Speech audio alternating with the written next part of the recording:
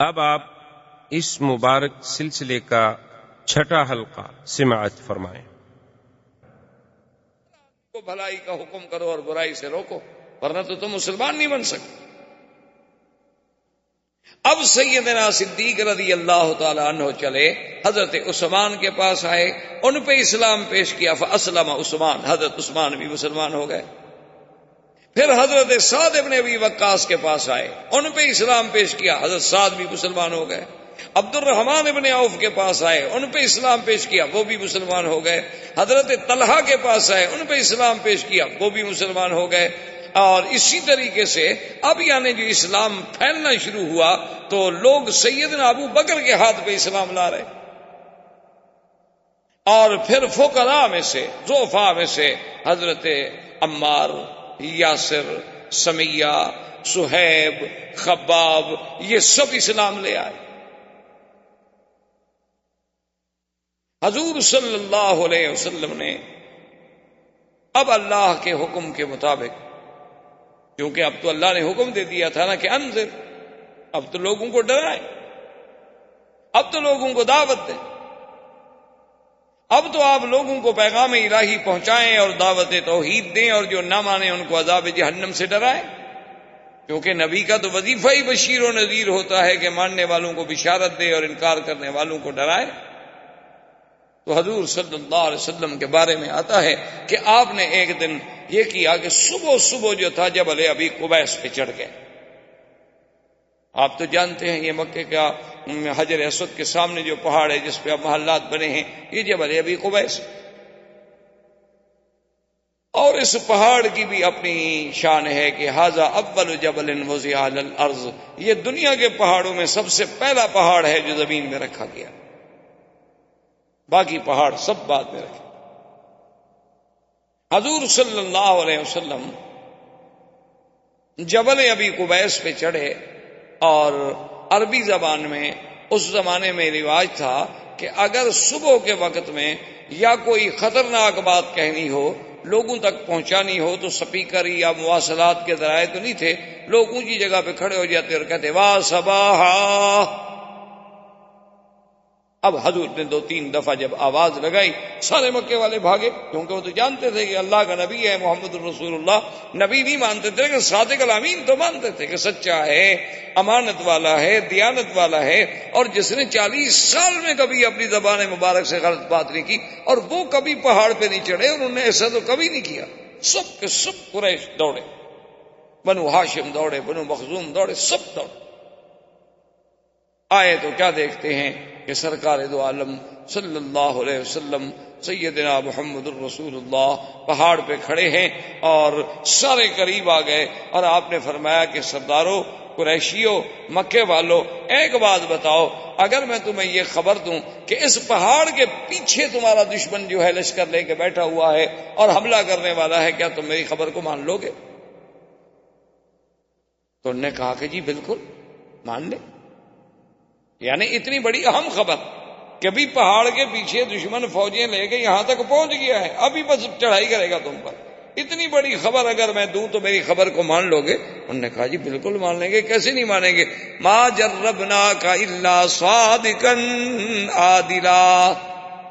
ہم نے تو 40 سال میں حضور آپ کو سچا پایا، ہم نے تو آپ کو عدل والا، انصاف والا پایا ہے، کبھی آپ کی زبان مبارک سے ہم نے کوئی جھوٹی بات سنی ہی نہیں، تو کیسے نہیں مانے؟ تو حضور نے فرمایا پھر سنو، میں تمہیں ایک کلمہ سکھلاتا ہوں، اگر وہ تم مان لو نا، صرف عرب تو عرب، عجم بھی تمہارے غلام ہو جائیں، صرف عرب نہیں، عرب تو معمولی سی بات، قد دانت لکم العجم، پورا عجم تمہارے دروازوں پہ سرنگوں ہو جائے گا۔ انہوں نے کہا علمنا یا رسول اللہ، علمنا یا محمد، جلدی کریں بتائیں ایسا کون سی بات ہے، ہم تو بالکل ماننے کے لیے تیار ہیں، کیونکہ عربوں کو سرداری کا تو بڑا شوق تھا نا مکے والوں کو۔ انہوں نے کہا اتنی بڑی سرداری کہ پورا عجم بھی ہماری قیادت مان لے؟ حضور نے کہا بالکل۔ تو انہوں نے کہا حضور پھر دیر کس بات کی ہے، مہربانی کرو ہمیں جلدی بتاؤ۔ نے فرمایا قولوا لا الہ الا اللہ تفلحوا، مکے والوں پھر یہ سب غیر اللہ کو چھوڑ، پھر تمام آلہہ باطلہ کو دلوں سے نکال کے ایک واحد معبود کا اقرار کرو۔ اب جب حضور نے دعوت توحید دی، اتنے گرم ہوئے کہ آپ کا بالکل حقیقی چچا ابی لہب، جس کی کنیت تھی، نام اس کا ابی لہب نہیں تھا، ابی لہب کنیت تھی، نام اس کا عبد العزیٰ تھا، کیونکہ عرب میں یہ رواج ہوتا ہے، ایک نام ہوتا ہے، ایک کنیت ہوتی ہے اور ایک لقب۔ تو اس کا نام تو عبد العزیٰ تھا لیکن کنیت ابی لہب تھی، اور علماء نے یہ بھی لکھا ہے کہ ابی لہب کنیت اس لیے رکھی گئی کہ اتنا خوبصورت آدمی تھا کہ اس کے رخسار ایسے جلتے تھے جیسے انگارے چمک رہے، اتنا سرخ۔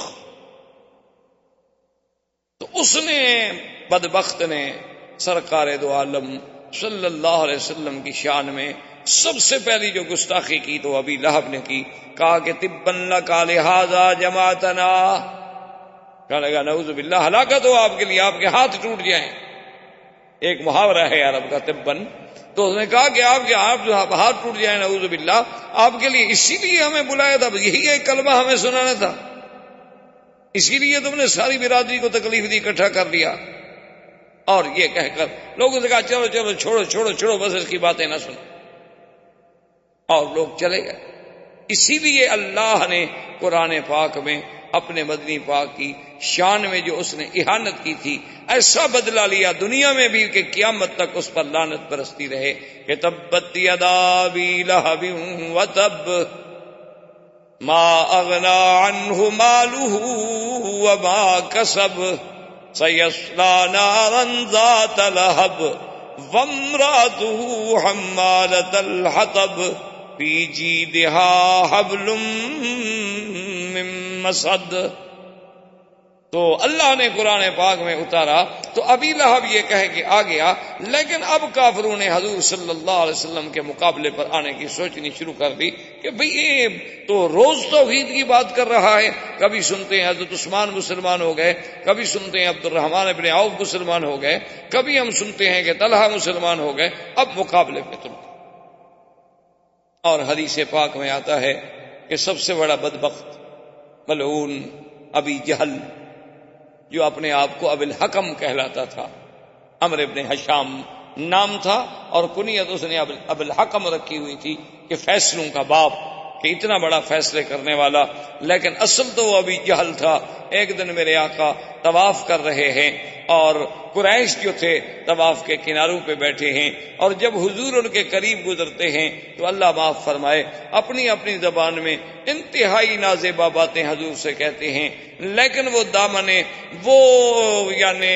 کوہ استقامت، وہ صبر و استقامت کا پہاڑ، وہ رحمت دو جہاں کہ جس کی زبان کے مبارک سے کبھی دشمن کے لیے بھی کوئی گندی بات نہ نکلی، وہ رسول عربی، وہ رسول عربی، وہ نبی الامی الہاشمی، وہ رحمت للعالمین، کہ جو فرماتے تھے انما بعثت رحمتا، اللہ نے مجھے رحمت بنا کے بھیجا ہے۔ آپ فرماتے تھے میں کیسے کسی کو لعنت کروں، اللہ نے مجھے لعنت کرنے والا بنا کے نہیں بھیجا۔ ابو جہل نے ایسی بدبختی نے گستاخی کی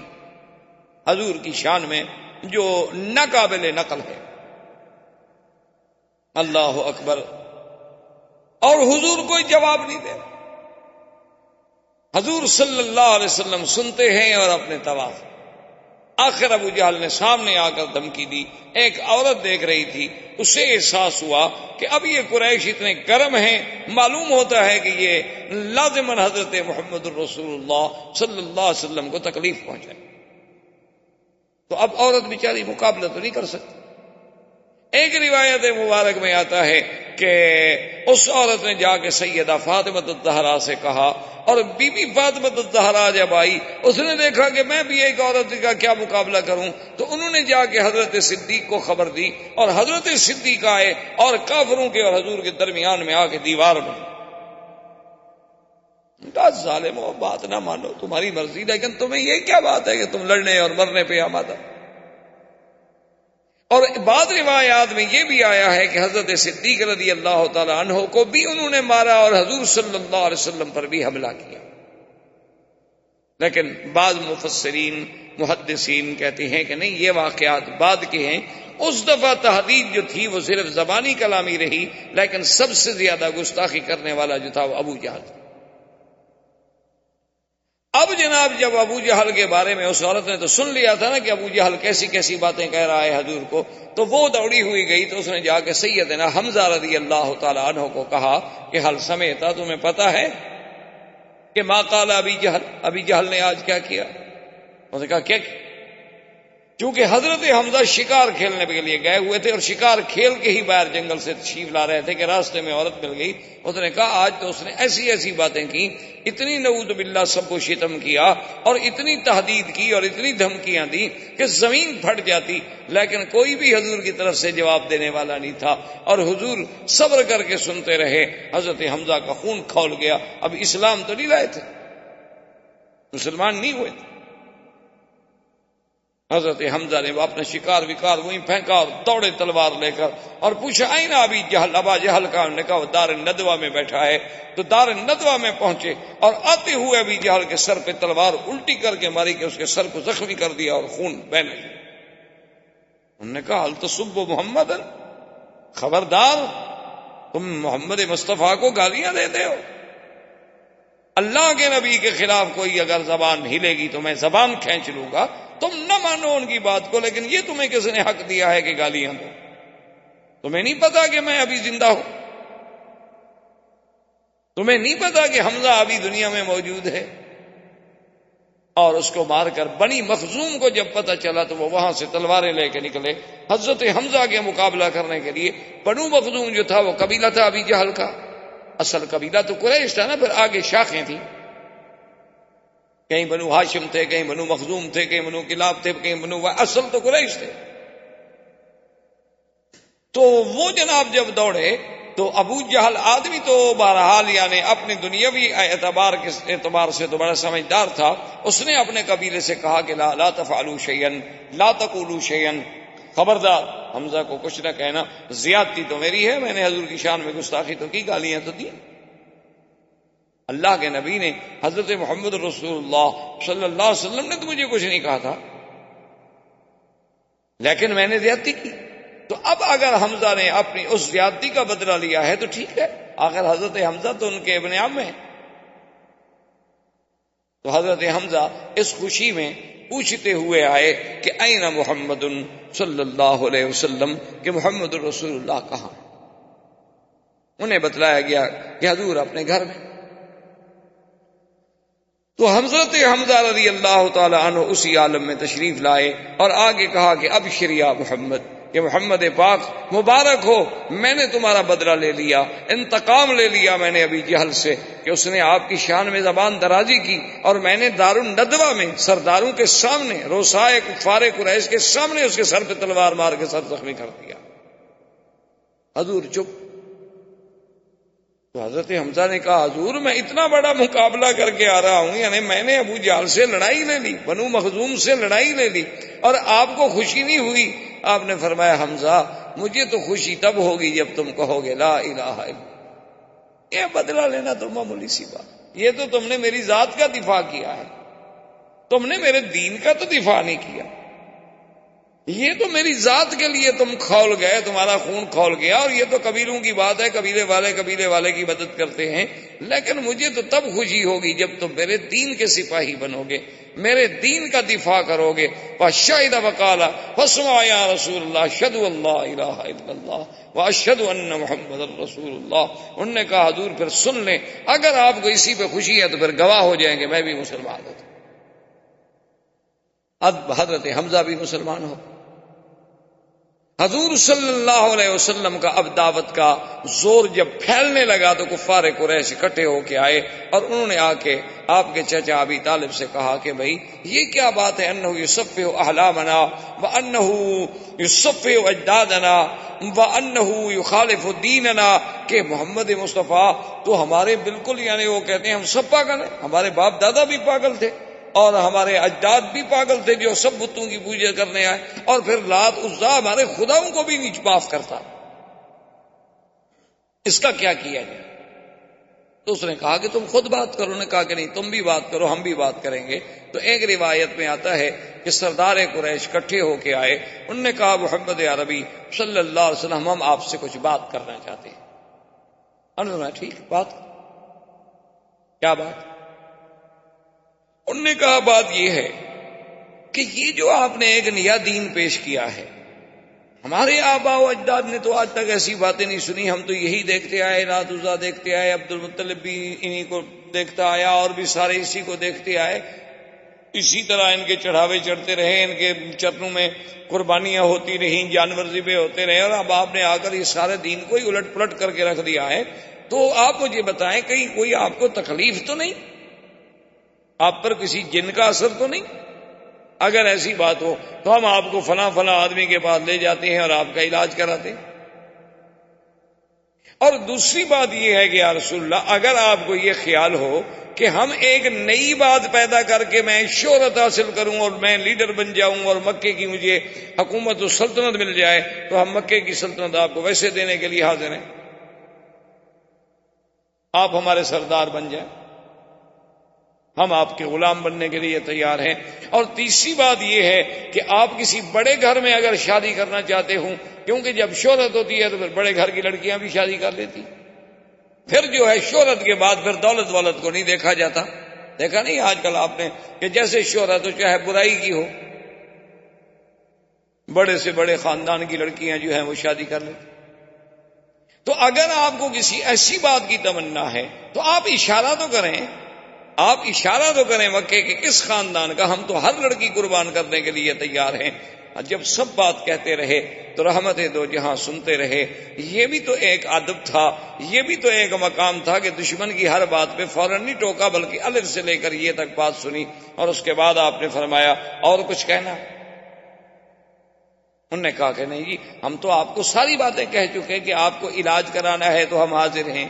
آپ کو جن کا اثر ہے تو جن نکالنے کے لیے ہم حاضر ہیں، آپ کو دولت چاہیے تو ہم دینے کے لیے حاضر ہیں، مکے کی سرداری چاہیے تو سردار ماننے کے لیے حاضر ہیں، کسی اعلیٰ نسل کے خاندان میں شادی کرنی ہے تو ہم بچیاں دینے کے لیے تیار ہیں، اور بتائیں کیا کریں، بس مہربانی کرو ہمارے خداؤں کی برائی چھوڑ۔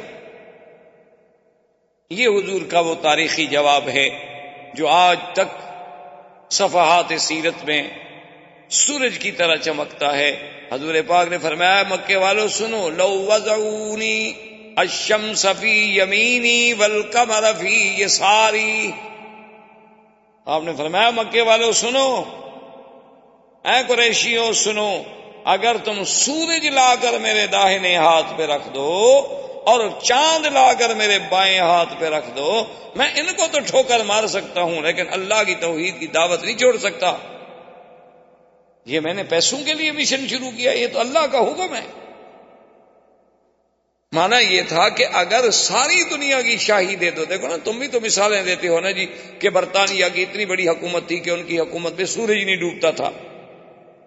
مانا یہ ہے سورج نہ ڈوبنے کا، یعنی ملک اتنا بڑا تھا کہ ایک جگہ غروب ہو رہا ہے دوسری جگہ طلوع ہو رہا ہے، مانا یہ تھا۔ تو اسی طرح مقصد یہ تھا، ورنہ سورج لا کے کون رکھ دیتا؟ مقصد یہ تھا کہ اگر تم مجھے چاند سورج جہاں تک چمکتا ہے وہ ساری شاہی مجھے میرے حوالے کر دو، اور مجھ سے کہو کہ میں یہ کام چھوڑ دوں تو میں یہ کام نہیں چھوڑ سکتا، کیونکہ میں تو اللہ کا نبی ہوں اور اللہ کے احکام کا پابند ہوں۔ اب اور مخالفتوں کا آغاز شروع ہوا۔ اب لوگوں نے کہا کہ کریں کیا، اور ساتھ ان کو یہ تکلیف ہوتی کہ عجیب بات یہ ہے کہ جو بھی حضور کے قریب جاتا ہے وہ فوراً مسلمان ہو جاتا ہے، جو نفرت ہے ان قریب نہیں جاتا،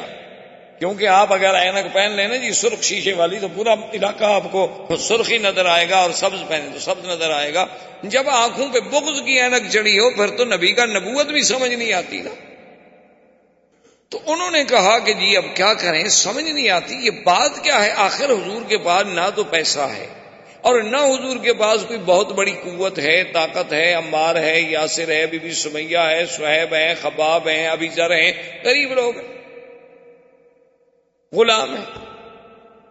تو اس کے باوجود آخر حضور کی بات کا اتنا اثر کیا ہے؟ تو ایک دن سارے سردار بیٹھے تھے، کہنے لگے کوئی حل کریں کہ مسئلہ کیا ہے؟ تو ولید ابن المغیرہ نے کہا کہ ایسا کرو تم مجھے چھوڑو، میں جا کے بات کرتا ہوں اور پھر میں آگے تمہیں حقیقت بتلاتا ہوں کہ حقیقت کیا ہے۔ کہ ولید ابن المغیرہ وہ ہیں جو حضرت خالد کے باپ تھے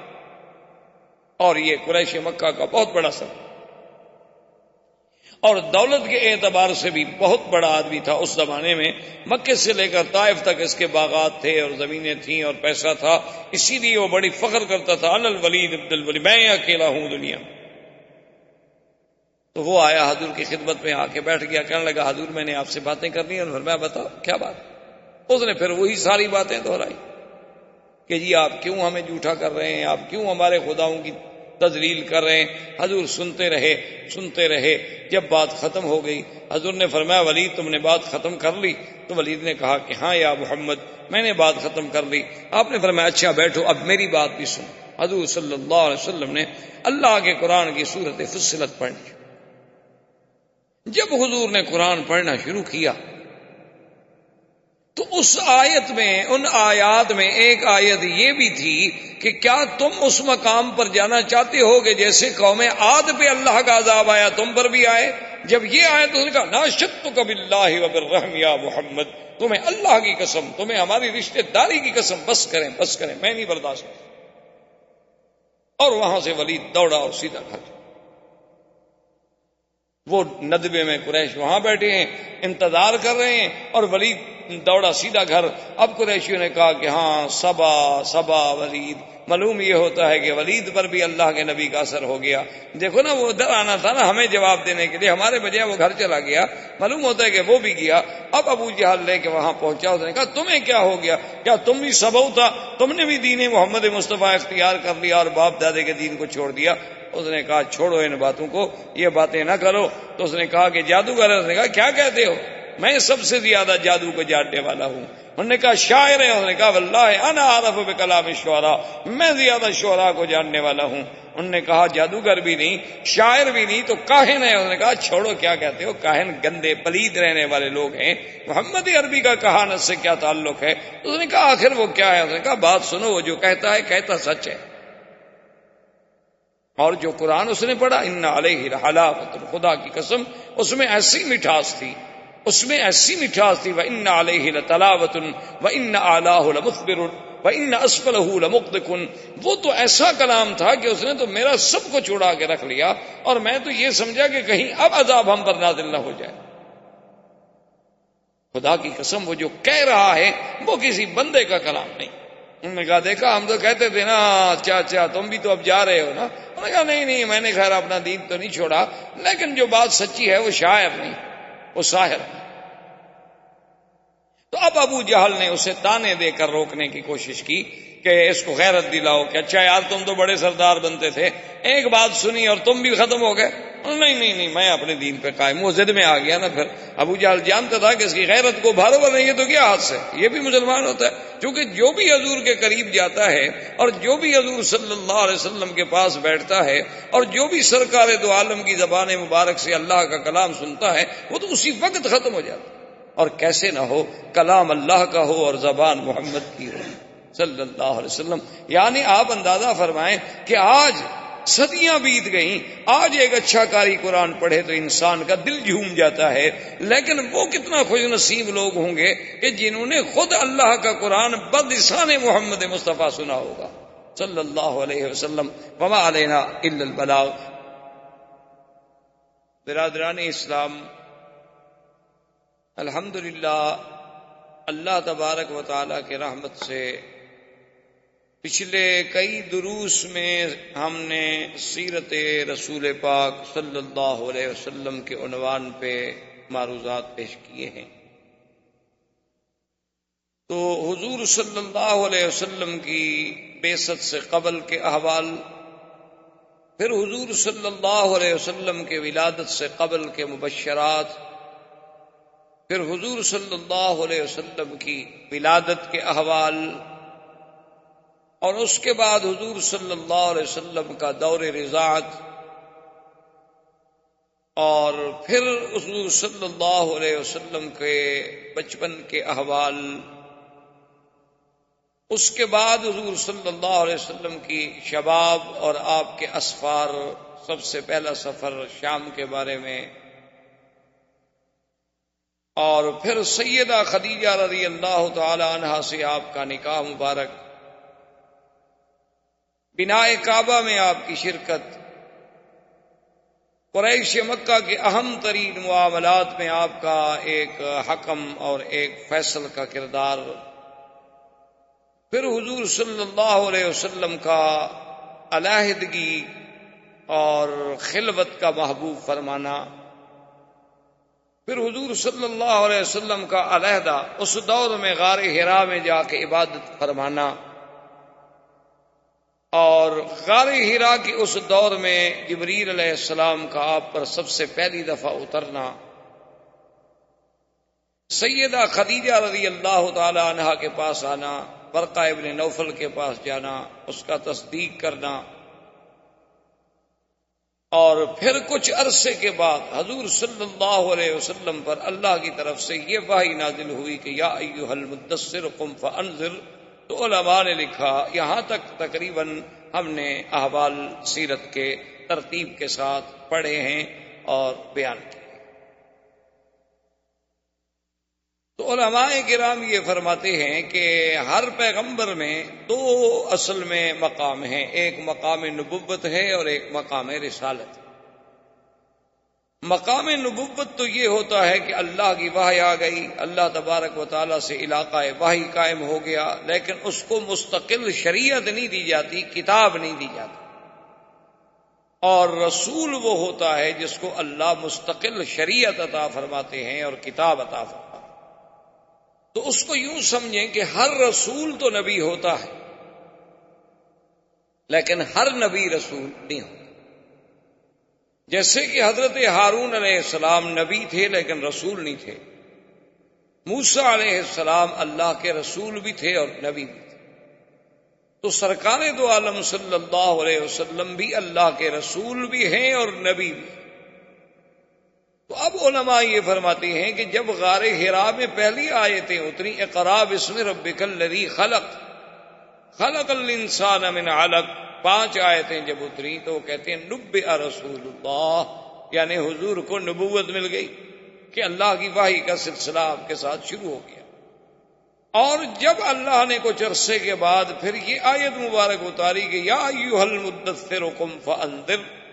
اے کپڑے میں لپٹنے والے میرے محبوب اٹھیں، اب آپ لوگوں کو ڈرائیں، تو اب معنی یہ ہے کہ رسالت کی ابتدا ہو، کیونکہ نبوت میں تو وحی کا تعلق تھا،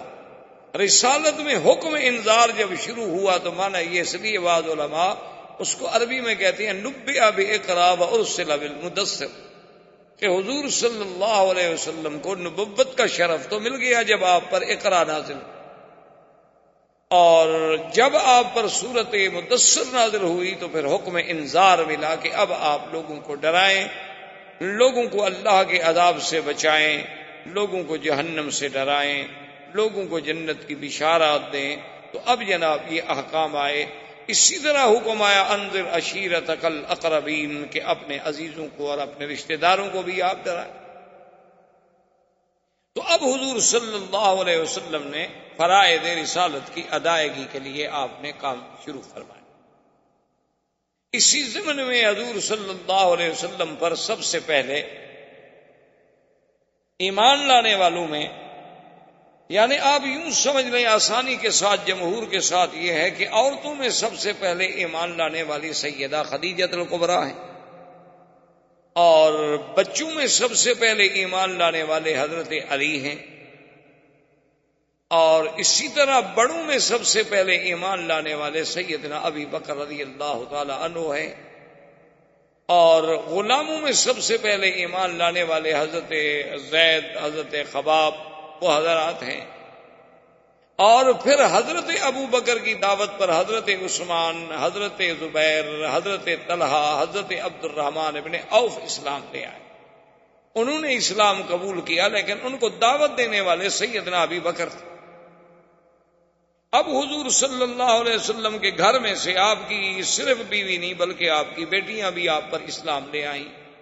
4 بیٹیاں ایمان لے آئیں، اور جہاں تک حضور کے بیٹوں کا تعلق ہے انہیں تو بڑی عمر ہی نہیں ملی۔ حضور صلی اللہ علیہ وسلم کے بیٹے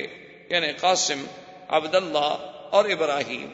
طیب اور طاہر جو ہے یہ لقب ہے، حضور کے بیٹوں کا نام نہیں۔ حضور صلی اللہ علیہ وسلم کے بیٹے جو ہیں وہ 3 تھے۔ سب سے بڑے بیٹے قاسم تھے، اس کے بعد عبداللہ تھے، اور اس کے بعد ابراہیم تھے۔ یہ عبداللہ جو ہیں ان کو حضور محبت سے طیب پکارتے تھے، اور آپ کی والدہ جو تھی سیدہ خدیجہ وہ آپ کو طاہر کہتی تھی۔ تو یہ آپ کے القاب تھے، لیکن الگ نام نہیں تھے حضور کے بیٹوں۔ اور جہاں تک حضور کی بیٹیوں کا تعلق ہے تو اس میں آپ کی 4 بیٹیاں تھیں، سیدہ زینب، سیدہ رقیہ، ام کلثوم اور بی بی فاطمہ الزہرا رضوان اللہ تعالی علیہن اجمعین۔ تو یہ سب کے سب حضور صلی اللہ علیہ وسلم پر اسلام۔ اب اس کے بعد اللہ تبارک و تعالیٰ کے حکم سے حضور صلی اللہ علیہ وسلم نے اپنے خاندان والوں کو جب دعوت اسلام دی تو بی بی صفیہ اسلام لے آئیں، جو چچی ہیں حضور صلی اللہ علیہ وسلم۔ اور اسی طرح فقراء میں اور ضعفاء میں وہ حضرت بلال رضی اللہ تعالی عنہ، اسی طرح بی بی سمیہ، اسی طرح حضرت عمار، اسی طرح حضرت یاسر، اسی طرح حضرت خباب، اسی طرح حضرت صہیب، یہ سب فقراء اور ضعفاء مکہ کے لوگ تھے جو آپ پر اسلام لے آئے۔ اب حضور صلی اللہ علیہ وسلم کی یہ دعوت کی آواز جب باہر نکلی، کیونکہ یہ اعزاز اور شرف اب جو میرے آقا کو ملا تھا کہ پہلے تو جو بھی پکارتا تھا محمد ابن عبداللہ، محمد ابن عبداللہ، لیکن جب اللہ کی وحی آ گئی، جب آپ کا زمانہ بعثت ہو گیا، تو اب حضور صلی اللہ علیہ وسلم پھر صرف محمد ابن عبداللہ نہیں بلکہ محمد الرسول اللہ ہو۔ تو اب حضور صلی اللہ علیہ وسلم کی جب دعوت کی آواز ذرا باہر جانے لگی تو ایک عجیب واقعہ پیش آیا کہ حضرت ابی ذر رضی اللہ تعالی عنہ، یہ ابی ذر رضی اللہ تعالی عنہ جو ہیں یہ بھی حضور کے بڑے شان والے صحابہ ہیں، اور یہ ان صحابہ میں ہیں جو زہاد تھے، جو بڑے زاہد تھے، بڑے عابد تھے، اور یہ ان لوگوں میں ہیں کہ جو آج کا کھانا کل کے لیے رکھنے کو بھی جائز نہیں سمجھتے تھے۔ یعنی حضرت ابی ذر جو تھے ان کا اتنا اس بات پہ یقین تھا، وہ کہتے تھے کہ مسلمان کو کیا ضرورت ہے کہ کل کے لیے کھانا بچا کے رکھے، کوئی پتہ نہیں ہم کل زندہ بھی رہیں گے کہ نہیں رہیں، تو کیا ضرورت ہے ہم خواہ مخواہ کھانا رکھیں۔ ان کے نزدیک تو دوسرا جوڑا کپڑے بنانا جو ہے وہ بھی جائز نہیں تھا۔ تو حضرت ابی ذر بڑے عجیب اور بڑے شان والے صحابی گزرے ہیں رضی اللہ تعالی عنہ۔ ان کا اسلام بھی شان والا اور ویسے بھی شان والے کہ ایک دفعہ حضور صلی اللہ علیہ وسلم غزوہ میں جہاد میں تشریف لے گئے تو حضرت ابی ذر پیچھے رہ گئے، یعنی حضور کے ساتھ سفر نہ کر سکے۔ تو حضور کو بڑی تمنا تھی کہ ابی ذر رہ گئے، کیونکہ حضور کے ساتھ جہاد میں جانا کوئی معمولی سا شرف تو نہیں ہوتا تھا کہ جن لوگوں کو جہاد نصیب ہو اور بس صحبت محمد الرسول اللہ صلی اللہ علیہ وعلا آلہ وسلم۔ تو حضور صلی اللہ علیہ وسلم نے 1-2 دفعہ اپنے صحابہ سے بھی پوچھا کہ بھئی ابی ذر نہیں آئے، تو اب صحابہ کہیں کہ حضور وہ تو نہیں آئے۔ پھر حضور نے کچھ وقفے کے بعد پوچھا کہ اچھا ابی ذر نہیں آئے، تو صحابہ نے کہا کہ حضور وہ تو رہ گئے، خدا جانے کیا وجہ ہے، وہ تو سفر نہیں کر سکے اس دفعہ۔ تو پڑاؤ کر کے آپ کا قافلہ بیٹھا ہوا تھا، صحابہ آپ کے ارد گرد بیٹھے ہوئے تھے، دور سے غبار اڑتی ہوئی نظر آئی جیسے کہ کوئی ایک سوار آ رہا ہو۔ تو حضور نے جب نظر ڈالی، دور تھے، ابھی کچھ نظر نہیں آ رہا تھا، صرف غبار اڑتی ہوئی نظر آ رہی تھی۔ تو آپ نے فرمایا کن ابا ذر، کہ خدا کرے تو ابو ذر ہو، یعنی آنے والا جو ہے خدا کرے تو ابی ذر ہو۔ تھوڑی دیر گزری تو جا ابی ذر، حضرت ابی ذر حاضر ہو گئے۔ حضور نے فرمایا کہ ابی ذر تم عجیب آدمی ہو، قافلہ چلا آیا اور تم اکیلے رہ گئے۔ تو ابا ذر آپ نے فرمایا کہ تحیا وحدہ تعیش وحدہ وتموت وحدہ، کہ ابو ذر اچھا تمہاری زندگی عجیب ہے کہ اب تو معلوم یہ ہوتا ہے کہ تم زندہ بھی علیحدہ رہو گے، زندگی بھی علیحدہ گزارو گے، اور موت بھی تمہیں علیحدگی میں آئے گی۔ حضور صلی اللہ علیہ وسلم کی زبان مبارک سے لفظ نکل گئے۔ اب اللہ کے نبی کی زبان سے جو بات نکلے تو اللہ تو اس کو پورا فرما ہی دیتے ہیں۔ تو خدا کی شان یہ ہے کہ ابو ذر رضی اللہ تعالیٰ عنہ اپنے زہد کی وجہ سے سب سے الگ الگ تھلگ ہوتے تھے، حتیٰ کہ حضرت عثمان کے زمانے میں حضرت عثمان نے آپ کی آ کے منت کی انہوں نے کہا حضرت ابی ذر آپ ناراض نہ ہوں، آپ کا مدینے میں رہنا بڑا مشکل ہو گیا، آپ تو روز فتویٰ دے دیتے ہیں کہ جس نے رات گھر میں روٹی رکھی ہے نعوذ باللہ وہ بھی اسلام سے نکل گیا، جس نے دوسرا جوڑا کپڑے بنائے نعوذ باللہ اس نے بھی اسلام کی مخالفت کی، تو یہ حضرت ہمارے لیے تو بہت مشکل ہے، آپ مہربانی کریں مدینہ منورہ سے باہر ہی کہیں ڈیرا لگائیں۔ تو حضرت ابی ذر مقام ربضہ پہ چلے گئے۔ مدینہ منورہ سے تھوڑا دور فاصلے پر ایک جگہ تھی جس کا نام ربضہ ہے، تو وہاں دیہات میں جا کے اکیلا گھر بنا کے بیٹھ گئے، اور جو بندہ گزرتا اس کو دین کی تبلیغ کرتے رہتے۔ اور اللہ کی شان یہ ہے کہ جب آپ کی موت کا وقت آیا تو بیوی کے سوا کوئی بندہ نہیں تھا، نہ وہاں کوئی بستی تھی نہ آبادی تھی، بس مدینہ شریف سے لوگ آتے تھے، آپ کے لیے کچھ کھجوریں لے آتے تھے، کچھ لے آئے تو آپ نے کھانا وانا کھا لیا، ورنہ بس پانی پر اور چشمے کے پانی پر گزارا ہوتا تھا۔ تو موت کا وقت جب قریب آیا تو بیوی گھبرانے لگی، تو آپ نے فرمایا کہ دیکھو گھبرانے کی بات نہیں، مجھے تو اللہ کے نبی نے دعا کی تھی کہ تم نے علیحدہ ہی رہنا، تو اب اللہ کے نبی کی دعا ہے، میں نے تو علیحدہ رہنا تھا، علیحدہ مرنا تھا، تو لہذا اگر میں مر جاؤں گھبرانے کی کوئی بات نہیں ہے، مجھے غسل دے دینا، اور یہ میری ایک چادر پرانی سی پڑی ہے اس کو میرے اوپر ڈال دینا، کفن بن جائے گا، اور میرے سڑک پر مجھے رکھ دینا اور کہہ دینا، اعلان کر دینا کہ ابھی ذر حضور کا صحابی فوت ہو گئے، اب اللہ جانے، اللہ کا کام جانے، اللہ چاہیں گے تو کوئی جنازے پڑھنے والا بھیج دیں گے، نہیں تو کوئی جنگل کے جانور آ کے کھا جائیں گے، جب حضور نے فرمایا کہ تم نے علیحدہ مرنا ہے تو ہم نے مرنا تو علیحدہ ہے۔ تو آپ کی زوجہ محترمہ نے آپ کی وصیت کے مطابق آپ کی موت کے بعد آپ کو غسل دیا، کفن دیا، اعلان کیا کہ مات ابی ذر صاحب رسول اللہ صلی اللہ علیہ وسلم، کہ آج حضور کا وہ ساتھی، حضور صلی اللہ علیہ وسلم کا دیوانہ و پروانہ ابی ذر فوت ہو گیا ہے، یا اللہ تو جانتا ہے میں اکیلی عورت ہوں، میں کیا کر سکتا۔ فمر بہا رکب اصحاب رسول اللہ، تو تاریخ میں آتا ہے ابھی تھوڑی سی دیر گزری کہ صحابہ کا ایک لشکر وہاں سے گزرا، انہوں نے دیکھا کہ میت رکھی ہے، یہ کیا مطلب ہے سڑک پر اکیلی میت ہے۔ فلما سالوا فوجدوا ابا ذر، جب انہوں نے تحقیق کی تو ابی ذر کا جنازہ ملا تو بڑے خوش ہوئے، جنازہ پڑھا اور وہیں ابی ذر رضی اللہ تعالی عنہ کو دفن کیا۔ تو یہ ابی ذر کی زندگی بڑی عجیب و غریب زندگی تھی۔ تو ابی ذر کہتے ہیں کہ مجھے اطلاع ملی کہ ایک نبی پیدا ہوئے ہیں جس کا نام محمد الرسول اللہ صلی اللہ علیہ وسلم، ان کے بھائی تھے، ان کو انیس کہتے تھے، انس کی تصغیر ہے انیس، تو جیسے سلیم سلیم، انس انیس، صحب صحیب، تو ان کا نام انیس تھا، اور یہ بہت بڑے شاعر، حضرت ابی ذر رضی اللہ تعالیٰ عنہ کے بھائی جو تھے یہ بہت بڑے شاعر۔ چونکہ اس دور میں اصل بات یہ ہے کہ یاد رکھیں کہ اس زمانے میں فصاحت و بلاغت تو عربوں کی گھٹی میں پڑی ہوئی، یعنی ایک عام آدمی، ایک جنگل میں رہنے والا عربی جس نے کبھی ابتدائی جماعت تک نہیں پڑھی، جس نے کبھی الف با تا نہیں پڑھا، لیکن وہ فی الودی جب اشعار کہتا تھا دنیا حیران ہو جاتی۔ اللہ نے ان کو اتنا زبان دی تھی، اتنا ملکہ دیا تھا، اتنا یعنی ان کو عبور تھا اپنے کلام پر اور اپنی فصاحت و بلاغت پر، کہ دنیا عرب کی فصاحت و بلاغت کو دیکھ کے دنگ رہ جاتی تھی۔ اسی لیے علماء نے لکھا ہے کہ اللہ تبارک و تعالی نے ہر پیغمبر کو جو معجزے دیے ہیں وہ اس کے زمانے کے حالات کے مطابق دیے ہیں۔ کہ موسیٰ علیہ السلام کے زمانے میں جادوگروں کا دور تھا، ساری مصر جو تھا جادوگروں سے بھرا ہوا تھا، سحار تھے، ساحر بھی نہیں، بڑے بڑے سحار، بڑے بڑے علم سحر کے ماہرین پڑے تھے۔ تو اللہ نے موسیٰ علیہ السلام کو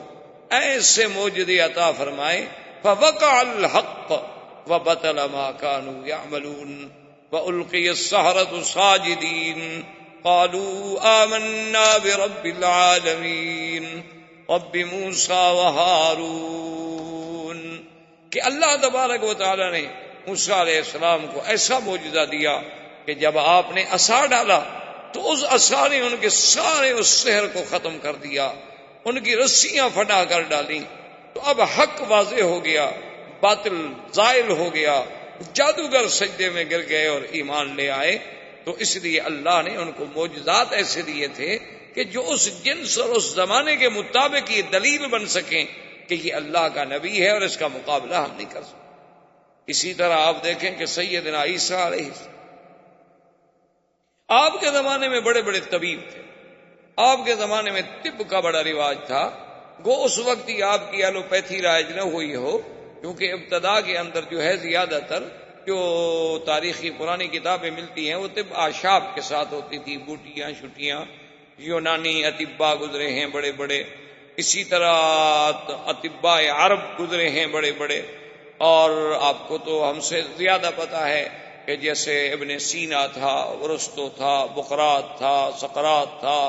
یہ بڑے بڑے جالینوس تھا، یہ بڑے بڑے لوگ گزرے، بعض کے پاس علوم کیمیا تھے، بعض کے پاس علوم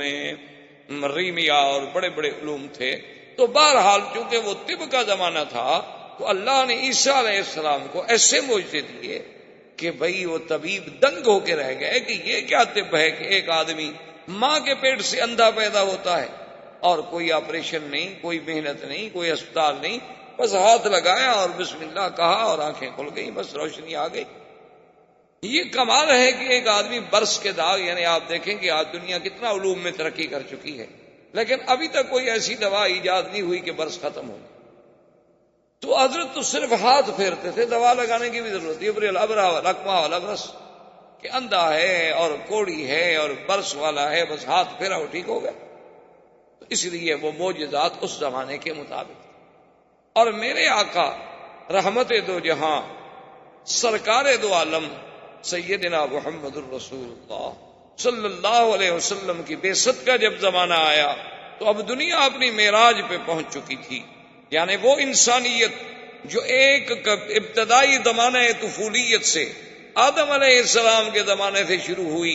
اب وہ طفولیت، اب گویا وہ رضاعت، اب گویا وہ شباب، اب گویا وہ بچپن، اب وہ ساری ادوار گزار کے حضور کے زمانے میں پوری انسانیت اپنے مقام معراج پہ آ گئی تھی۔ اور فصاحت و بلاغت کا یہ عالم تھا کہ شعراء عرب اپنے کلام کو لے کے اللہ کے کعبے پہ لکھ کے لٹکا دیتے تھے کہ کوئی ہے مائی کا لال جو ہمارے اس بحر میں لکھے،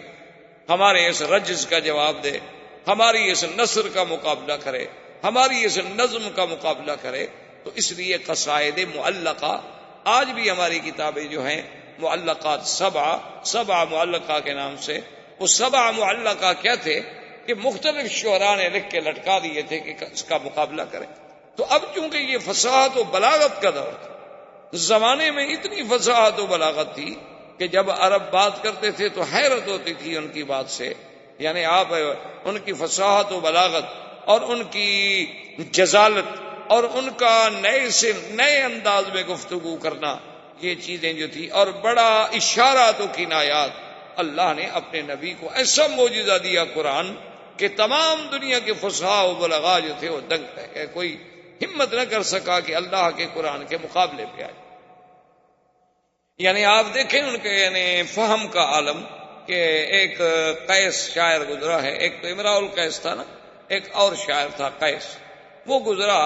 بادشاہ غصے میں آ گیا، اس کی بڑی لمبی چوڑی کہانی ہے، تو غصے میں آنے کے بعد بادشاہ نے اس کو بلوایا اور سزائے موت جاری کی۔ بہرحال بادشاہ سزائے موت جب دے دی، اس کو پکڑ کے جب لے جا رہے تھے موت کے لیے، تو جو اس وقت سپاہی ہے جو کچھ شخص تھے تو انہوں نے کہا کہ دیکھو تم ابھی مر جاؤ گے، ہم تمہیں پھانسی دے دیں گے، لیکن اگر تمہاری کوئی وصیت ہے، کوئی پیغام ہے تو وہ دے دو، اور تو ہم کچھ نہیں کر سکتے، لیکن ہمارے ہاں بھی یہ رواج ہے کہ آخری وصیت پوری کی جاتی، تو آپ ہمیں کوئی پیغام دے دیں۔ انہوں نے کہا میں نے کیا پیغام دینا ہے، شاعر آدمی ہوں، نہ میری کوئی اتنی بڑی برادری ہے، میری تو صرف 2 لڑکیاں ہیں اور فلاں شہر میں رہتی ہیں، اور کبھی آپ لوگوں کا وہاں آنا جانا ہو تو بس ان کو اتنا کہہ دیجئے گا کہ یا ابنتا قیس ان اباکما، بس۔ انہوں نے کہا دیکھو بیچارہ موت کی وجہ سے سٹیا گیا، دماغ چل، یہ کیا پیغام ہوا بھی یا ابنتا قیس ان اباکما، کہ اے 2 قیس کی بیٹیاں تحقیق تمہارا باپ کیا ہوا ہے، یہ کیا پیغام ہے بھائی؟ تو انہوں نے کہا اچھا ٹھیک ہے پہنچا دیں گے۔ انہوں نے کہا اب یہ تو مر رہا ہے، جان چھوڑے، وہ مر گیا، پھانسی دے دی گئی، ختم ہو گیا، مدتیں گزر گئیں، سال 2 سال جتنے گزرے، اتفاق سے وہ 2 سپاہی یعنی اتفاقاً اس گاؤں میں گزرے جس گاؤں میں وہ قیس رہتا تھا، تو ان کے دماغ میں بات یاد آئی،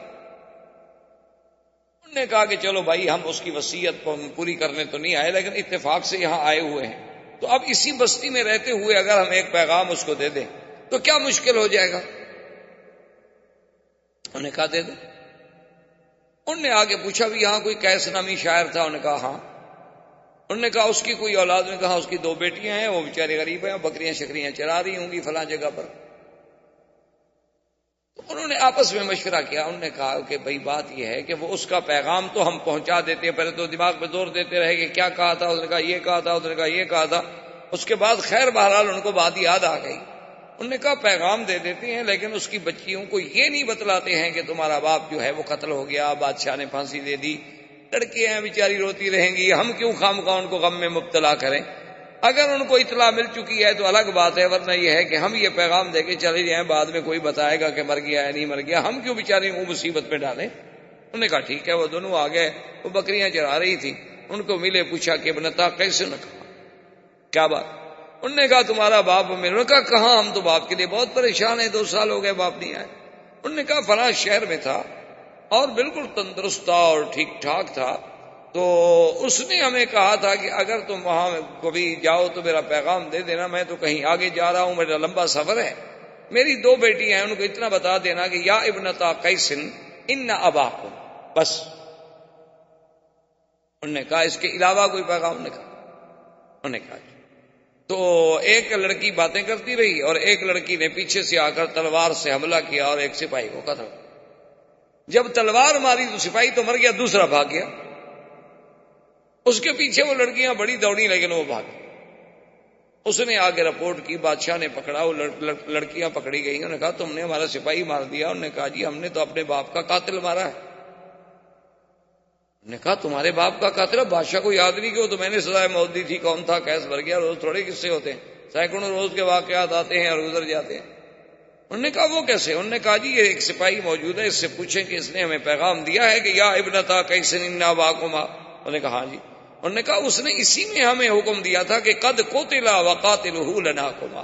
کہ تمہارا باپ مر چکا ہے، قتل کر دیا گیا اور قتل کرنے والے تمہارے سامنے کھڑے ہیں، بدلہ لینا ہے تو لے لو۔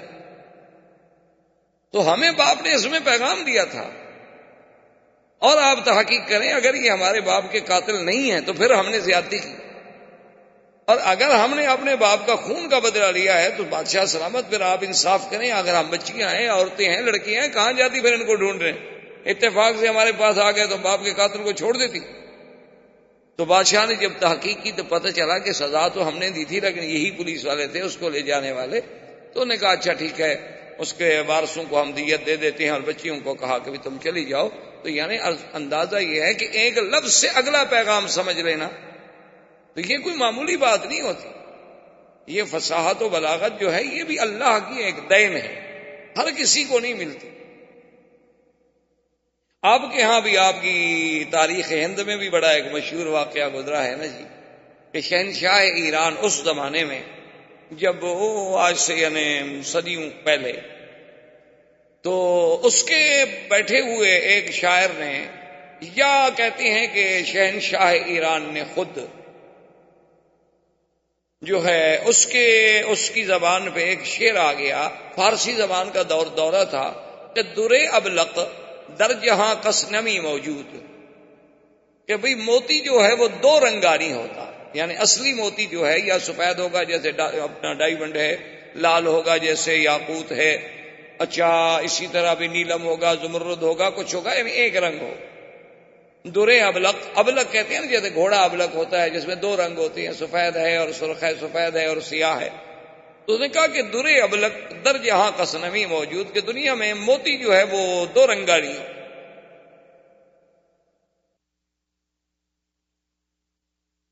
اچھا یہ پہلا مصرع تو شاعر کہہ بیٹھا یا بادشاہ کہہ بیٹھا، اب دوسرا مصرع نہ بنے۔ تو اس نے اپنے تمام شعراء کو بلایا کہ بھی دوسرا مصرع سیٹ کرو، اب جو بھی کریں وہ مزہ نہ آئے بادشاہ کو، یعنی بنا تو سب لیں، مصرع بنانا کون سا مشکل تھا، وہ تو سب بنا لیں، لیکن مقصد ہے کہ ذہن مطمئن نہ ہو، دماغ تسلیم نہ کرے کہ وہ کہیں بات بنتی نہیں۔ تو بہرحال شہنشاہ ایران سے بھی نہ بنا اور اس کے شعراء سے بھی مصرع ایسا نہ بن سکا جو بادشاہ کو مطمئن کر سکے۔ تو اس نے اس دور میں ہندوستان کے بادشاہ کو لکھا کہ میرے شعراء نے، ایک شاعر نے یہ کہہ دیا، ایک مصرع اور دوسرا مصرع کوئی اپیل نہیں کرتا ہمارے ذہن کو، اگر ہندوستان میں کوئی فارسی کہنے والے شاعر ہوں تو مہربانی کر کے اس کا دوسرا مصرع مرتب کروا دیں گے، درے ابلق در جہاں کس نمی موجود۔ تو اب بادشاہ نے اپنے شاعروں کو بلایا، اچھا انہوں نے بھی کوئی مصرع گھڑے بنائے، وہ بادشاہ کو بھی تسلی نہ ہو۔ بادشاہ کہے بات دل کو نہیں لگی۔ اب جناب گھر میں آئے اور بادشاہ بڑے پریشان بیٹھے تھے، تو ان کی بیٹی جو تھی نا بہت بڑی شاعرہ تھی اور ادیب تھی، بہت بڑی ادیب گزری ہیں اور بہت بڑی اپنے وقت کی شاعرہ گزری۔ تو انہوں نے جب دیکھا کہ باپ میرا بڑا اداس بیٹھا ہے تو اس نے کہا ابا جان کیا بات ہے، آپ بڑے گھبرائے ہوئے ہیں؟ انہوں نے کہا بیٹی بات یہ ہے کہ ایسے شہنشاہ ایران نے لکھا ہے، اب اتنے بڑے ہندوستان کے ملک سے ہم ایک مصرع کا جواب بھی نہ دے سکیں تو پتہ نہیں شہنشاہ ایران امتحان لینا چاہتا ہوگا کہ ہمارے ملک میں کوئی پڑھے لکھے لوگ بھی ہیں کہ نہیں، کوئی فارسی دان بھی ہیں کہ نہیں، کوئی ادباء و شعراء بھی ہیں کہ نہیں، تو ہمارے لیے تو یہ موت کی بات ہے نا، یہ تو سبکی ہے نا بڑی۔ تو اس نے کہا ابا جان باپ مجھے بھی تو بتائیں کہ وہ کون سا مصرع ہے۔ تو انہوں نے کہا کہ درے ابلق در جہاں کس نمی موجود۔ تو انہوں نے کہا کہ ٹھیک ہے ابا جان آپ ایسا کریں کہ آپ تو آرام سے سو جائیں، اللہ کو منظور ہے تو اس کا جواب میں دوں۔ اچھا اب بات شہزادی جو تھی وہ بھی ساری رات زور لگاتی رہی، لیکن ان کو بھی تسلی نہ ہو، مصرع تو بن جائیں لیکن تسلی نہ ہو، دل نہ لگے۔ تو صبح کو جب انہوں نے غسل کیا، بی بی نے، شہزادی صاحبہ نے غسل کرنے کے بعد وہ شیشے کے سامنے سنگار کے لیے بیٹھی اور سرما ڈالا، تو ہلکا سا سرما چونکہ تھوڑا سا موٹا سرما تھا اور شہزادی کی نازک سی آنکھ تھی، تو سرما جب ڈالا تو سرما جو ہے اس کے ساتھ آنسو بھی ٹپک پڑا، اور آنسو جب ٹپکا تو اس میں سرما بھی ملا ہوا تھا۔ تو فوراً مصرع یاد آ گیا اس کو، اس نے کہا کہ درے ابلق در جہاں کس نمی موجود مگر اشک بتانے سرما آلود، کہ دنیا میں کوئی موتی جو ہے وہ دو رنگا نہیں ہوتا مگر محبوب کی آنکھ سے ٹپکا ہوا آنسو جو سرما پہنتے ہوئے ٹپکے، وہ موتی جو ہے وہ ابلق، کہ اس میں سفیدی بھی ہے سیاہی بھی ہے، تو ابلق موتی تو مل گیا۔ تو اب جناب جی ابو زیب النساء نے یہ شعر کہا تو بادشاہ تو جھوم اٹھا نا، جو تو سب کے دماغ کو لگ گئی نا بات کے بعد، عقل سے، دلائل سے، فکر سے، ہر لحاظ سے، وزن سے، باہر سے پوری اتر رہی ہے۔ تو انہوں نے جناب وہ شعر لکھا اور شہنشاہ ایران کو بھیجا۔ شہنشاہ ایران نے پڑھا تو وہ جھوم گیا، انہوں نے کہا کمال ہو گیا بھائی، ہماری زبان ہے فارسی، ہم تو نہ بنا سکے،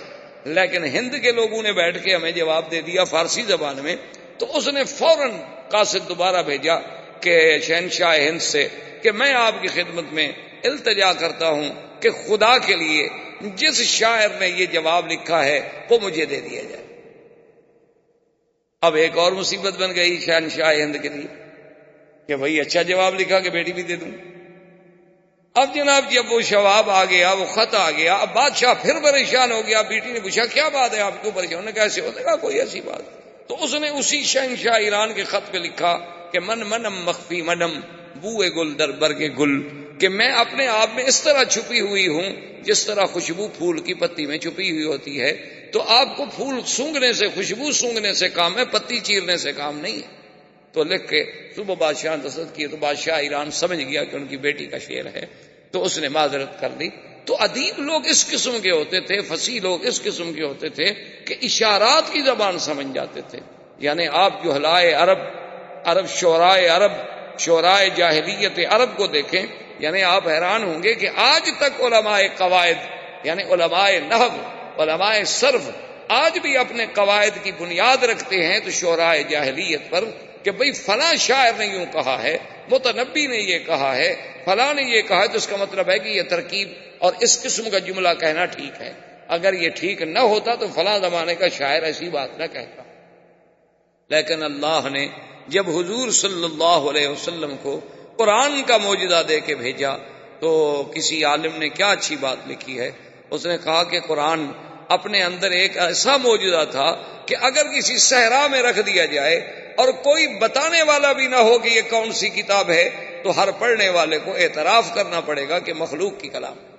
یہ کسی بندے کا کلام نہیں ہو سکتا، یہ لازماً کسی غیر مخلوق کا کلام ہے، اللہ کا کلام ہے، لیکن یہ کسی انسان کا کلام نہیں ہو سکتا۔ کیونکہ انسان کے کلام میں یہ نہیں ہو سکتا کہ بیک وقت مدح بھی ہو، بیک وقت ذم بھی ہو، ترغیب بھی ہو، ترہیب بھی ہو، وعد بھی ہو، وعید بھی ہو، اور پھر الف سے لے کر یہ تک ایک اسلوب ہو، ایک ترتیب ہو کہ بظاہر دیکھو تو سمجھ نہ آئے، جب غور کرو تو ایک ایک حرف میں تمہیں موتی ملے، ایک ایک حرف میں تمہیں احکام ملیں، ایک ایک حرف میں تمہیں مسائل ملیں۔ تو اللہ کے قرآن کی عظمت، حضور صلی اللہ علیہ وسلم کی یہ شعرا جب پہنچا تو ابی ذر کہتے ہیں کہ میں نے اپنے اس شاعر بھائی انیس سے کہا کہ بھی تم جا کے پتہ کرو، کوئی کہتا ہے شاعر ہیں، کوئی کچھ کہتا ہے، تم تو بہت بڑے شاعر۔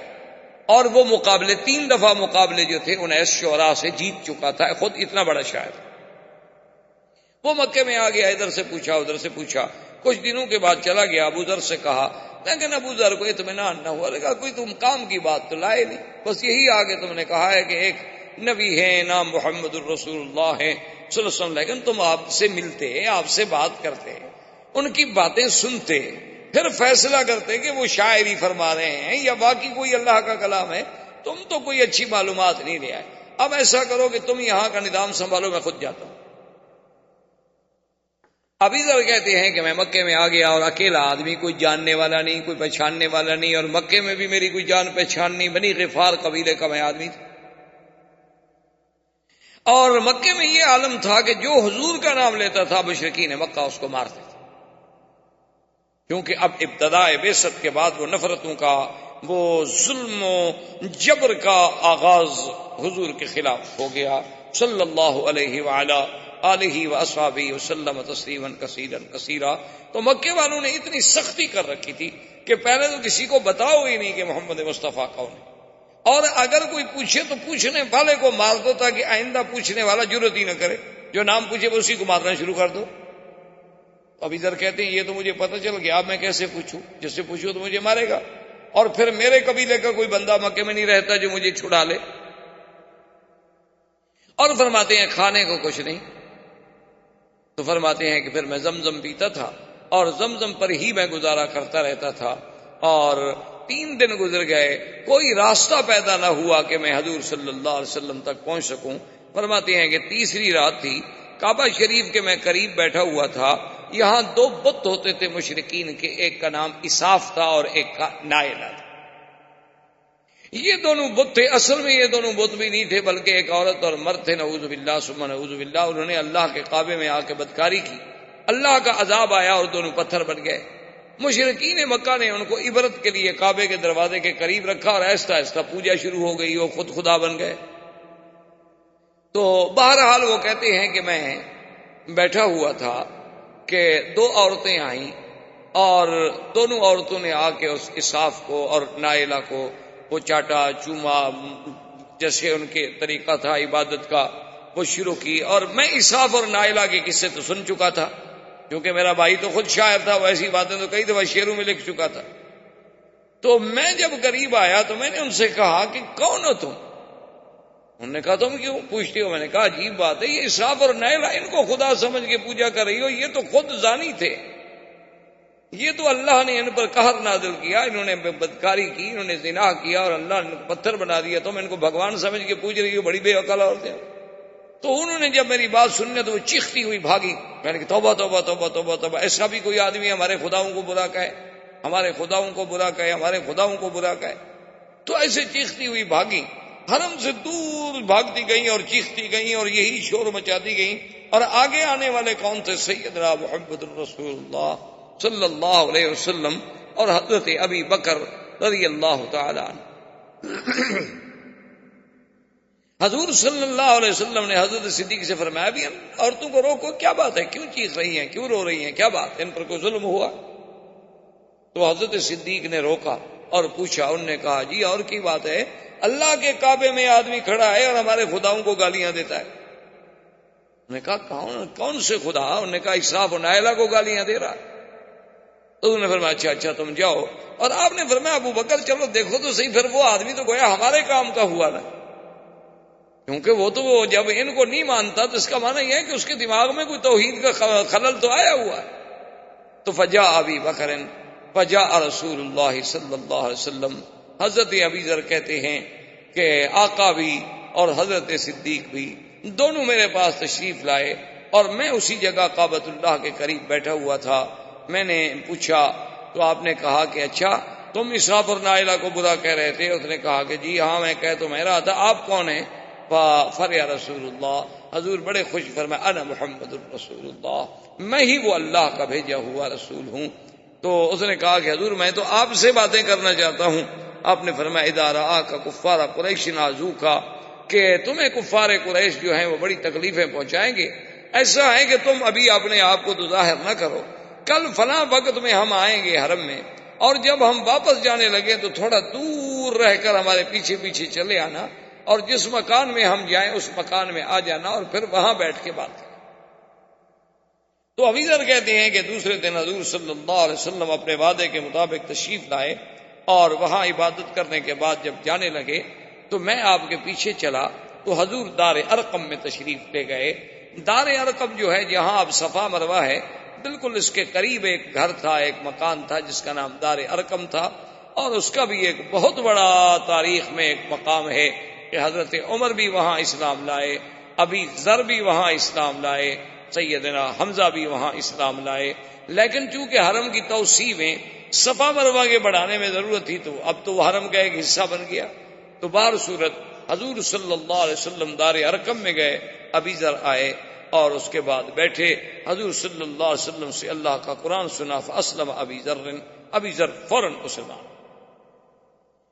حضور نے فرمایا کہ ابی ذر دیکھو تم کمزور آدمی ہو, اور تم جو ہے ابھی اس کو اپنے اسلام کو اخفاء میں رکھو. اس نے کہا حضور اب اخفاء میں تو میں بھی نہیں رکھتا, لیکن بہرحال یہ ہے کہ میں جا کر اپنے قبیلے میں محنت کروں. تو حضرت ابی ذر پھر تشریف لے گئے بنی غفار میں, تقریباً 15 سال دعوت اسلام دیتے رہے. اور اس وقت ابھی کوئی احکام تو نازل نہیں ہوئے تھے نا کہ نماز سکھائی جائے, روزہ سکھایا جائے, حج سکھایا جائے, تو احکام ابھی نازل ہی نہیں ہوئے. اس وقت تو صرف درس توحید دیا جاتا تھا اور شرک سے بچانے کے سبق دیے جاتے تھے, اور نبوت اور رسالت کا مقام سمجھایا جاتا تھا, اور آخرت پر ایمان کے بارے میں مختصر سی باتیں بتا دی جاتی تھیں. اور اتنی باتیں تو الحمدللہ ایک آدمی اگر صدق قلب سے چاہے تو تھوڑے سے وقت میں سیکھ لیتا ہے. تو ابی ذر رضی اللہ تعالی عنہ اپنے قبیلے میں گئے,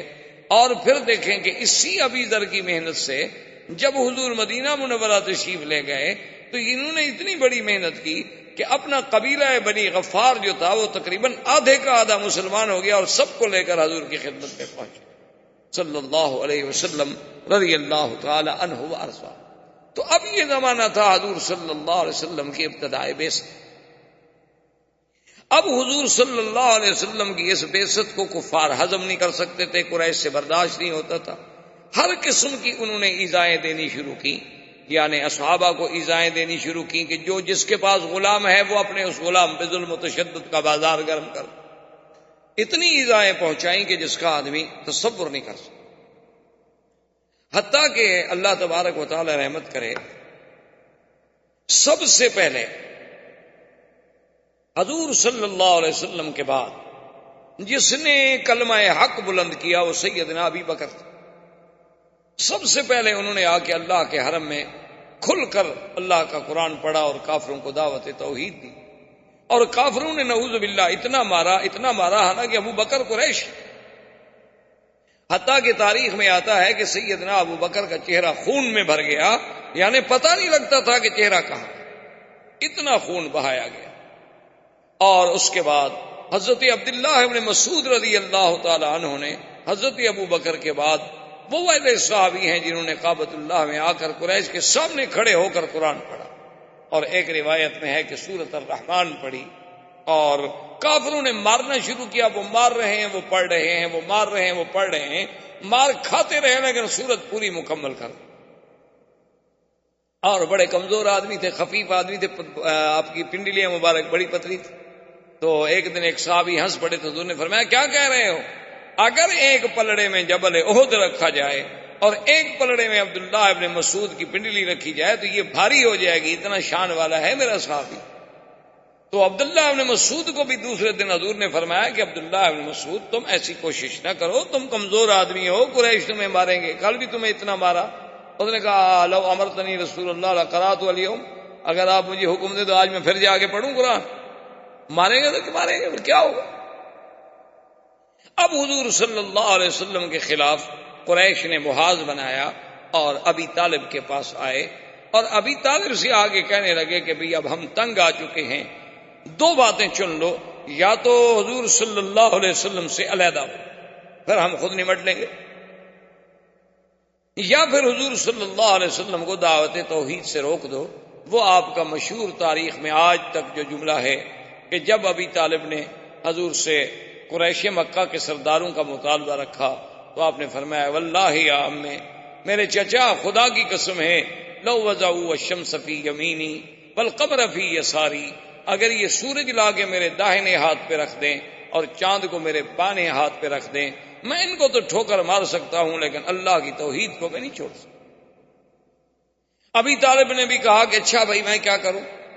دوسرے دفعہ ابی طالب کے پاس وفد لے کے آئے اور ایک دفعہ بڑی عجیب بات کی کہ انہوں نے کہا کہ ایسا کرتے ہیں کہ حضور کا مقابلہ کرنے کے لیے بھئی ہم خود کیوں نہ ایک آدمی پیدا کریں۔ تو انہوں نے نضر بن الحارث کو پیدا کیا۔ نضر بن الحارث جو ہے یہ بڑا شاعر تھا، بڑا ادیب تھا اور بڑا لفاظ تھا اور بڑا قصہ گو آدمی تھا۔ ان نے اس کی ڈپٹی یہ لگا دی کہ تم کوئی کام نہ کرو، ہم تمہارے گھر کا سارا خرچ برداشت کر لیں گے، جہاں حضور بیٹھ کے قرآن پڑھیں تم سب ساتھ قریب بیٹھ کے اپنے قصے کہانیاں شروع کر دو، تاکہ حضور کے پاس لوگ نہیں جائیں گے، تقسیم ہوتے چلے جائیں گے۔ وہ ایک دن، 2 دن، 3 دن، 4 دن کے بعد جھوٹ کا قصہ تو ختم ہو گیا، کتنے جھوٹے قصے سنائے اور قرآن کا مقابلہ کیسے کرے۔ تو جب ان کی یہ چال بھی ناکام ہو گئی، نضر بن الحارث بھی ناکام ہو گیا، اب انہوں نے ایک اور چال چلی۔ وہ چال یہ تھی کہ ایک لڑکا تھا عمار، بعد نے اس کا نام عامر لکھا ہے، بعد نے عمار لکھا ہے، بڑا ہی خوبصورت لڑکا تھا اور اتنا سمجھدار، اتنا ذہین، اتنا ذکی کہ کوئی آدمی اس کو دیکھتا تو بس وہ پاگلوں کی طرح دیکھتا ہی رہ جاتا۔ وہ اس بچے کو لے کے ابی طالب کے پاس آئے اور کہنے لگے کہ ابی طالب ایسا کرو کہ اس بچے کو تم لے لو اور اس کے بدلے میں ہمیں محمد مصطفیٰ دے دو۔ ہم نے تمہیں حضور کے بدلے میں ایک بچہ دے دیا اور ہم نہیں برداشت کر سکتے اپنے خداؤں کی برائی کہ ہر وقت اللہ کے نبی ہمارے اسلاف کو اور ہمارے آباؤ کو کہتے ہیں وہ پاگل تھے، وہ مشرک تھے، وہ جہنمی تھے، یہ ہم نہیں برداشت کرتے۔ تو ابی طالب نے کہا عجیب لوگ ہو بھائی، تم اپنی طرف سے بڑی سوچ کے آئے ہو، لیکن ہے بڑے عجیب لوگ کہ میں اپنے حقیقی چچے کے بھائی کے بیٹے کو تو تمہارے سپرد کر دوں اور لوگوں کے بچوں کو پالتا رہوں۔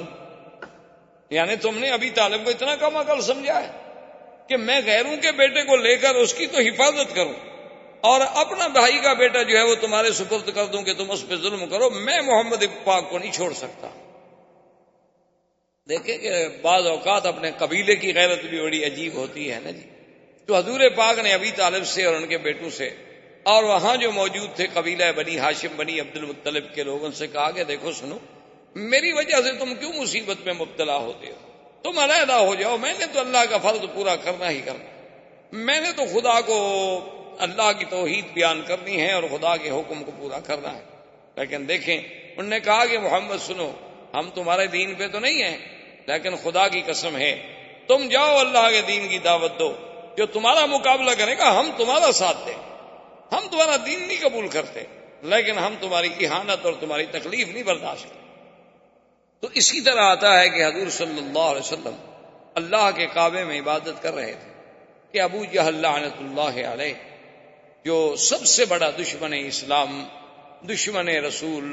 صلی اللہ علیہ وسلم، بلکہ حضور نے فرمایا کہ فرعون هذه الامہ، میری امت کا اگر کوئی فرعون ہے تو ابو جہل۔ اور ایک روایات میں یہ بھی آتا ہے حضور نے فرمایا کہ فرعونی اشد من فرعون موسیٰ، کہ میرا فرعون جو ہے وہ موسیٰ علیہ السلام کے فرعون سے بھی بڑا سخت ہے۔ کہ موسیٰ علیہ السلام کے زمانے میں جو فرعون تھا اس کو تو ایک غوطہ لگا پانی میں اور کہنے لگا آمنت برب موسیٰ و ہارون، اور یہ بدبخت مرتے وقت بھی کلمہ بھی نہیں پڑا اور ایمان نہیں لے آیا۔ تو یہ فرعون جو ہے اشد من فرعون ہے۔ تو حضور صلی اللہ علیہ وسلم کے قریب آیا اور کہنے لگا کہ یا محمد صلی اللہ علیہ وسلم، کہنے لگا کہ دیکھو تم جانتے ہو کہ اس وقت میں سردار مکہ ہوں، تم جانتے ہو کہ اس وقت میرا قبیلہ جو ہے بنی مخزوم، وہ کتنا بڑا قبیلہ ہے، بنو مخزوم قبیلے کا تھا، قریش تھا، قریبی تھا، اور میں تمہیں کہتا ہوں کہ آئندہ نہ تو تم اللہ کے کعبے میں یہاں آ کر عبادت کرنا ظاہراً کھلے ہو کر، اور نہ ہی یہاں کھڑے ہو کے کسی کو توحید کا سبق پڑھانا، ورنہ نعوذ باللہ کچھ ہو جائے، سارے قریش والے میرے خلاف کھڑے ہو جائیں، لیکن یہ ہے کہ میں آپ کو پھر زندہ نہیں چھوڑوں۔ اور اس کے بعد آتا ہے ابو جہل اور بنو مخزوم اپنے قبیلے کو اکٹھا کرتا ہے اور کہتا ہے کہ دیکھو بات سنو، اب میں اس مقام پہ آ گیا ہوں کہ مجھے حضور صلی اللہ علیہ وسلم کی باتیں برداشت کی، میں نے فیصلہ کر لیا ہے، تم میری قوم ہو، اگر کل کو میرا ساتھ دو گے تو تمہاری مرضی، اگر میرا ساتھ نہ بھی دو تو تمہاری مرضی، لیکن میں اب حضور صلی اللہ علیہ وسلم پر حملہ کروں گا اور آپ کو زندہ نہیں چھوڑوں۔ تو قبائل میں تو قبائلیت کی بات ہوتی ہے نا، ان میں تو عصبیت جاہلیہ ہوتی ہے، وہ یہ تو نہیں دیکھتے کہ حق کی بات کیا، وہ کہتے ہیں ہمارے قبیلے کی بات ہے، وہ ٹھیک ہے جی ہم تو تمہارے ساتھ ہیں نا، وہ بھائی ہماری قوم کا مسئلہ ہے، برادری کا مسئلہ ہے۔ تو انہوں نے کہا کہ ٹھیک ہے ابو جہل ہم بھی تمہارا ساتھ دیں گے۔ تو ایک روایت میں ہے کہ ایک دن وہ آیا اور اس نے دیکھا کہ حضور صلی اللہ علیہ وسلم اللہ کے کعبے میں نماز پڑھ رہے ہیں، اور پھر میرے آقا کی تو نماز مبارک کی ایسی ہوتی تھی کہ جب آپ سجدہ مبارک کرتے تو وہ سجدہ اتنا طویل ہوتا تھا کہ لوگ حیران ہو جاتے تھے کہ وہ تو 4 نمازیں پڑھنے اور حضور کا ایک سجدہ بھی مشکل سے ادا ہوتا تھا۔ تو حضور جب سجدے میں گئے تو اس ظالم نے ایک بہت بڑا پتھر اٹھایا، اور اتنا بڑا پتھر تھا کہ اگر وہ واقعی کسی پہ گرا دیا جائے نعوذ باللہ تو اس کا سر مبارک جو ہے ختم ہو جائے۔ تو وہ پتھر لے کے آیا اور قبائل والے دیکھ رہے ہیں کہ چلو جی آج ابو جہل اپنا انتقام لینے کے لیے، اور پھر کھلا سفید بالکل ظاہر باہر، کوئی چھپا نہیں۔ تو جب حضور کے قریب گیا تو الٹے پاؤں بھاگا اور وہ پتھر بھی گر گیا، اور وہ یعنی اتفاق ہے کہ بچ گیا، ورنہ اسی پتھر سے خود مر جاتا۔ اتنا بڑا پتھر اس نے اٹھایا ہوا تھا، اور پاؤں پیچھے، لرزہ بدن پہ آیا۔ تو بنو مخزوم اور لوگ کٹھے ہو گئے، انہوں نے کہا کیا ہو گیا؟ کہنے لگا تم لوگوں نے کچھ نہیں دیکھا؟ انہوں نے کہا نہیں ہم نے تو کچھ نہیں دیکھا۔ کہنے لگا واللہ بینی و بینہ فحل، میرے اور آپ کے درمیان میں فحل کہتے ہیں یعنی بیل جو نر ہو، گائے بیل جو آپ کہتے ہیں، لیکن ایسا نر جو بہت بڑا طاقتور اس کو کہا جاتا ہے فحل۔ کہتے تم نے نہیں دیکھا؟ وہ تو ایک اژدہا کی طرح ایک فحل تھا، ایک بہت بڑا نر بیل تھا جس نے اپنے انیاب نکالے ہوئے تھے اور مجھ پہ حملہ آور ہوا۔ اگر میں ادھر بھاگ نہ جاتا تو مجھے کھا جاتا، مار دیتا اور پاؤں تلے راؤنڈ ڈالتا۔ تو اللہ تبارک و تعالی نے حضور صلی اللہ علیہ وسلم کو اس کے اس قاتلانہ حملے سے یوں حفاظت فرمائی، لیکن کچھ عرصے کے بعد ابو جہل پھر بھی باز نہ، اس نے آ کر پھر حضور صلی اللہ علیہ وسلم کو للکارا اور کہا کہ یا محمد صلی اللہ علیہ وسلم اما منعتک، میں نے تمہیں منع نہیں کر دیا تھا کہ تم مسجد میں آ کر، اللہ کے کعبے میں آ کر لوگوں کے سامنے کھلے عبادت نہ کیا کرو، لیکن تم نے میری بات نہیں سنی، میں نے تمہیں منع کر دیا تھا، اور آج میں پھر تمہیں آخری بات کہہ رہا ہوں کہ اگر واللہ لرأیتک، نعوذ باللہ اس نے بڑا سخت کلمہ کہا کہ اگر میں آپ کو سجدے کی حالت میں نے اب دیکھ لیا نہ تو میں آپ کو کچل دوں گا۔ حضور صلی اللہ علیہ وسلم خاموش، حضور صلی اللہ علیہ وسلم خاموش رہے، اور ابو جہل یہ کہہ کے چلا گیا۔ فما لبث قلیلا، ابھی ایک دن ہی گزرا تھا، دوسرے دن حضور صلی اللہ علیہ وسلم پھر اسی جگہ تشریف لائے اور آ کے عبادت شروع۔ اب جب عبادت شروع کی ابو جہل کو پتہ چلا کہ حضور تو پھر عبادت کر رہے، اس نے کہا میری تو بالکل سبکی ہو گئی کہ میں نے تو کھلا چیلنج کیا تھا، اور اللہ کے نبی کو تو میرے اس چیلنج پر کوئی اثر ہی نہیں ہوا، اور پھر وہ جا کے اللہ کے کعبے میں عبادت کر رہے ہیں۔ تو وہ ظالم جوش میں آ کے وہاں سے بڑھا اور ایک بہت بڑا پتھر لے کے آیا اور کہنے لگا کہ آج تو میں بالکل ہی نہیں چھوڑوں گا، کچل دوں گا۔ جب حضور کے قریب آیا تو اس کے بعد الٹے پاؤں بھاگا اور گرا، چہرہ متغیر ہو گیا،